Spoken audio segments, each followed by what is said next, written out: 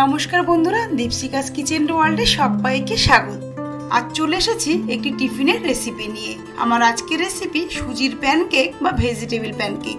বাড়িতে থাকা কয়েকটি উপকরণ দিয়ে খুব সহজে ও খুবই কম সময়ে বানিয়ে নেওয়া যায়।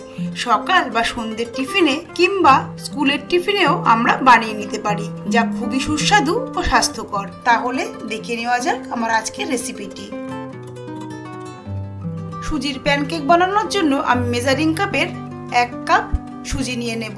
এখানে মিহি সুজি বা মোটা সুজি আপনারা যা খুশি নিতে পারেন। ওই কাপেরই হাফ কাপ নেব টক দই, হাফ টিস্পুন লবণ দিয়ে আমি সুজি, টক দই ও লবণ খুব ভালোভাবে চামচ দিয়ে মিশিয়ে নেব। এবার হাফ কাপ জল দিয়ে দেব, দিয়ে আবারও সবকিছু খুব ভালোভাবে মিশিয়ে নেব। সুজির প্যানকেক করার জন্য আমাদের এরকমই ঘন ব্যাটার তৈরি করতে হবে। সুজি, টক দই আমার ভালোভাবে মিশিয়ে নেওয়া হয়ে গেছে। এবার ঢাকা দিয়ে আমি 10 থেকে 15 মিনিট রেস্ট করতে দেব। দেখুন সুজিটা বেশ অনেকটাই ফুলে গেছে। এবার চামচ দিয়ে আরো একবার মিশিয়ে নেব।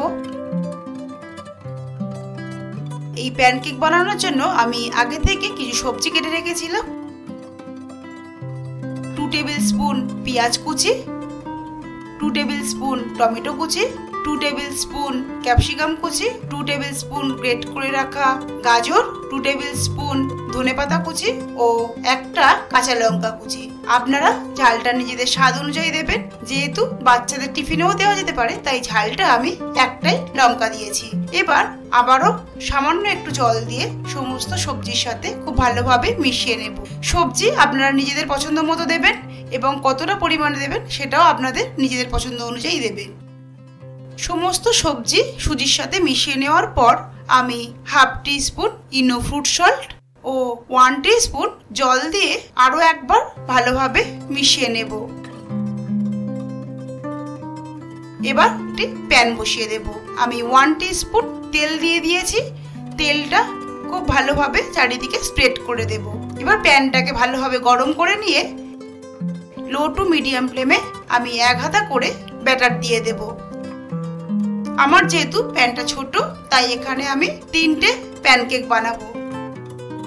যদি বড় প্যান হয় তাহলে আপনারা 3টের বেশি প্যানকেক বানিয়ে নিতে পারেন। আমি লো টু মিডিয়াম ফ্লেমে কিছুক্ষণ রেখে দেব, দিয়ে ঢাকা দিয়ে রাখবো 2 থেকে 3 মিনিটের জন্য। 2 থেকে 3 মিনিট পর আবার ঢাকা খুলে প্যানকেকগুলো উল্টে দেব। এভাবে ঢাকা দিয়ে করলে খুব তাড়াতাড়ি হবে এবং ভিতরে সবজিগুলো সিদ্ধ হবে এবং প্যানকেকটাও ভালোভাবে ভাজা হবে।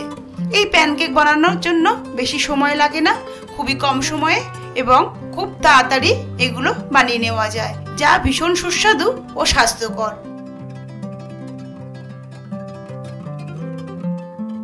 আবারও 2 মিনিটের জন্য ঢাকা দিয়ে দেব। এভাবেই উল্টে পাল্টে আমি প্যানকেকগুলোকে সেঁকে নেব। আমার প্রথম প্যানকেক তৈরি হয়ে গেছে। এবার আমি একটি প্লেটের মধ্যে প্যানকেকগুলোকে তুলে নেব।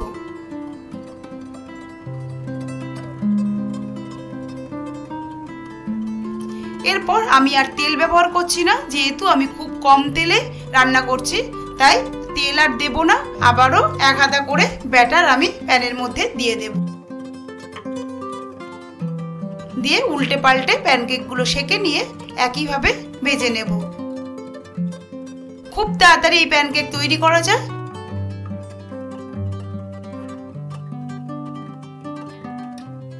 আমার সমস্ত প্যানকেক তৈরি করে নেওয়া হয়ে গেছে।